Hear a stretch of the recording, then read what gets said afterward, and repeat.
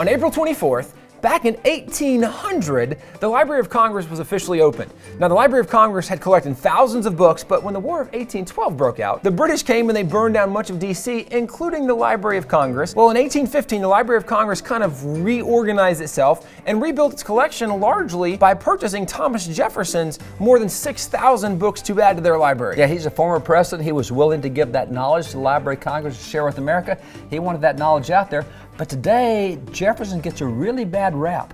I mean, that's the guy that academics love to beat up on. And if you go to Wikipedia, if you go to Google, you'll see all the terrible things that Jefferson did. Well, and as a Christian, one of the things that certainly is prominent, and the reason that a lot of Christians have a problem is because Jefferson cut out everything in the Bible he didn't agree with. There's a lot of pieces of the Bible. You can't have the miraculous, you can't have the supernatural, the spiritual things.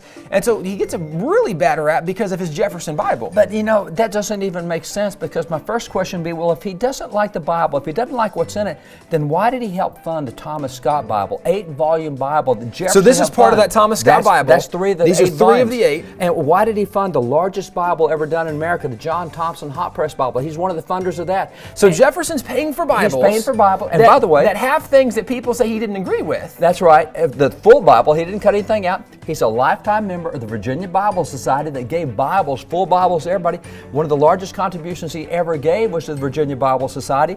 When he's president in Washington, D.C., he authored the plan of education for Washington, D.C. public schools. He put the entire Bible in as the reading text. And his proposal was every student learn to read using the Bible. And they did. And that was his plan, and they did it. And his own grandkids, when they came of age to read, he would give them a Bible, and that was his gift, a full Bible. So the thing about he cut out the... Okay, but isn't there a Jefferson Bible where he did cut out things? There's two. And one of them is right here. This is his Jefferson Bible. This one was he did in 1820. This is a 1904 edition that Congress did because... Okay, wait a second. Why did Congress reprint the Jefferson Bible? Well, Congress said, you know, if every congressman will live by the teachings that Jefferson compiled in here.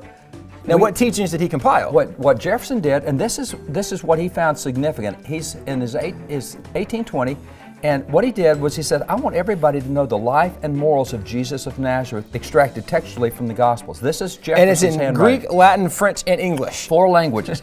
And so when you turn to it, there's the teachings of Jesus in 4 different languages. Now, what teachings did he choose? Well, he went back and he told us exactly what he wanted. There's 81 teachings, and these are all moral teachings of Jesus. It's the Good Samaritans, the Golden Rule, is turn the other cheek, it's forgive your enemy, it's the Great Commandment, love God with all your heart. He said if people will get this and live by these, it'll change the nation. But this wasn't even really known until Congress started doing these reprints, and then people said, oh, that's Jefferson's Bible.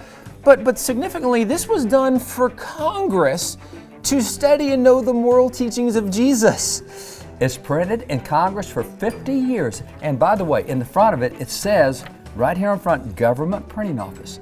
And for 50 years, Congress gave one of these to every senator, every rep, said, if you will live by the moral teachings of Jesus, we won't have corruption, we won't have problems. I would feel a lot better about Washington, D.C., about our federal budget and a lot of issues we're dealing with if we could go back to the moral teachings of Jesus. Maybe we need to get back to these teachings Jefferson highlighted, the Jefferson Bible, and get Congress back to it. Our nation might look a little different. Our nation would look a little different, not only for our congressmen, but if Christians, if Americans get back to reading and studying the moral teachings of Jesus. And it's because there's so much misunderstanding about Jefferson out there that we actually did this book, New York Times bestseller, The Jefferson Lies, that covers this stuff about the so-called Jefferson Bible. And it's all footnoted in the book, The Jefferson Lies, which, by the way, is available at WallBuilders.com.